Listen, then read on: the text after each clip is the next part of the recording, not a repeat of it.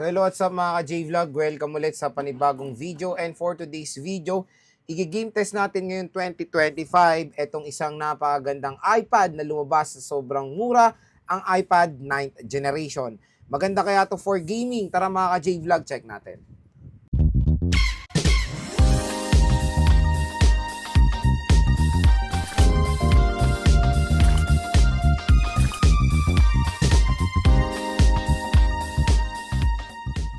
So bago tayo mag-start, i-share ko muna yung quick specs na itong iPad 9th Gen. So yung chipset na ito is the Apple A13 Bionic chip. So sabihin na natin in short, utak rin na ito is the iPhone 11, 11 Pro, and iPhone 11 Pro Max. And meron siyang massive na 10.2 inches. Upgraded to of course hanggang ngayon sa iOS 18. At kaya pwede pa rin tayo mag-games dito. So 4 games lang ating na-test kasi 64GB lang itong nabili nating iPad sa Green Hills. So etong iPad 9th generation ay nabili natin sa J&J Gadget Store, stall XA15, second floor, Green Hills, San Juan City. So interested kayo, check nyo na lang yung link niya sa description box. And of course, meron din tayo isa pang go-to shop, si Ate Mayetang CMB Gadget Stall XA07, second floor, Green Hills, San Juan City. At napakamura lang nito with cellular data kasi to. So ano to, nasa 15K with cellular 64GB. So 4 games ang ating i-test, ML, COD, Honor of Kings at Farlight 84. So first na lalaruin natin is ML. So ang settings natin, ayan, pinakamataas is refresh rate high, graphics ultra, nakuha ng outline at shadow, at naka full download na ang resources dito.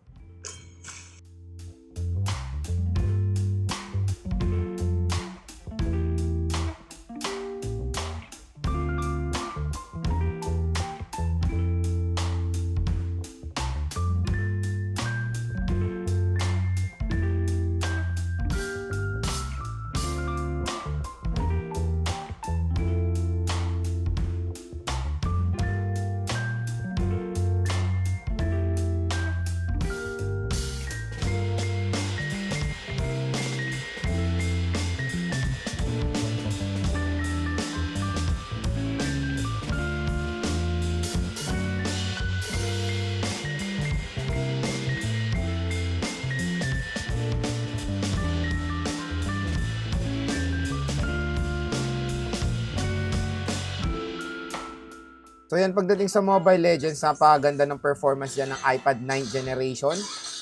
Ayan. No frame drop tayo sa ganitong settings.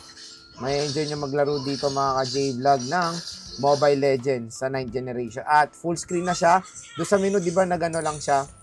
Parang may block siya na something. Pero ngayon, is full screen display. So, napakaganda maglaro dito. Makikita nyo lahat nung nilalaro nyo. So, next naman is Honor of Kings. So, graphics high resolution ultra.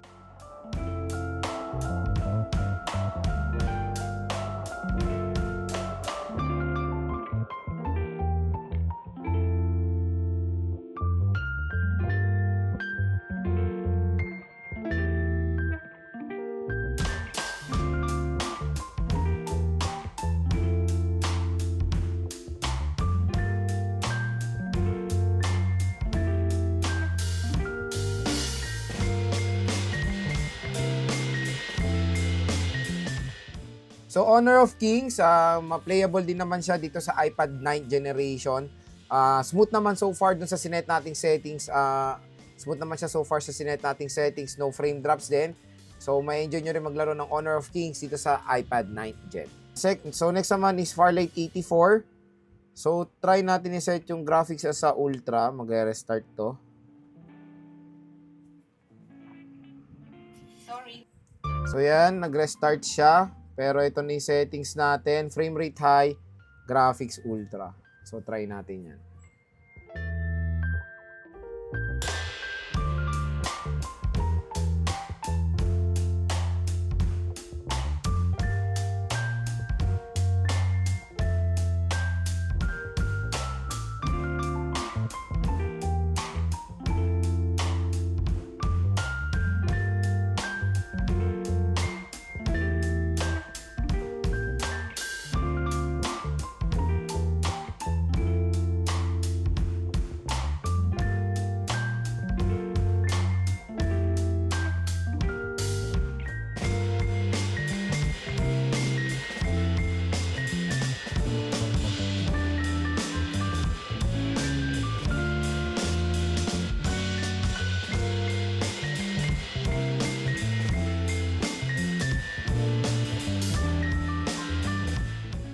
So ayan, na-eliminate na tayo sa Farlight 84. Pero yun, playable naman siya dito sa iPad 9 Gen.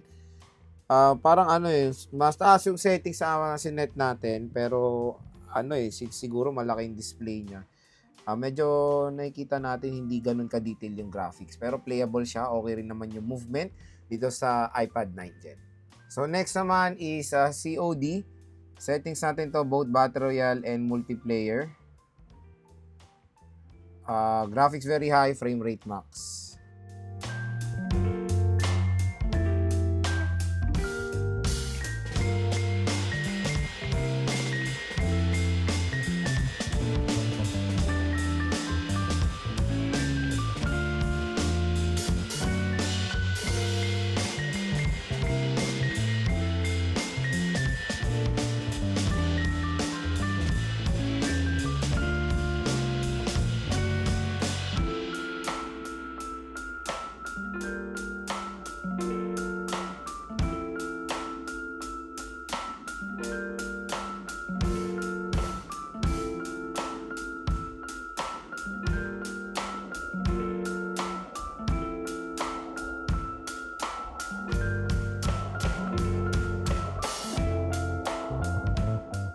So pagdating sa Battle Royale ng COD, maganda performance din dito ng iPad 9 Gen. Nakakalaro naman tayo na mabuti. Kahit na may kalaban, nakakalaro naman tayo dito kasi naglaro na ako ng full game dito ng Battle Royale. And so far so good naman, no frame drops din sa sinet nating settings. At okay maglaro sa ganitong kalaking screen kasi talagang ang laki ng space for gaming at ang laki nung nakikita nyo view, kumbaga yan, no? So, maganda maglaro ng COD dito. So, pagdating dito sa iPad 9 generation, okay naman maglaro dito so far. So, 64GB lang kasi itong nano natin, kaya 4 games lang ating na-test. Lahat naman ng tinest ating games dito ay playable sa device na to. Solid na solid pa rin ang 9th generation ngayong 2025. Maganda rin panglaro itong iPad na to. Unang-una malaking display, makunat yung battery at snappy pa rin yung kanyang chipset. Updated pa to sa latest iOS. So, yon, kung interested kayo bumili ng iPad 9 generation, bumisita na kayo doon sa trusted seller natin sa Green Hills and J&J Gadget Store.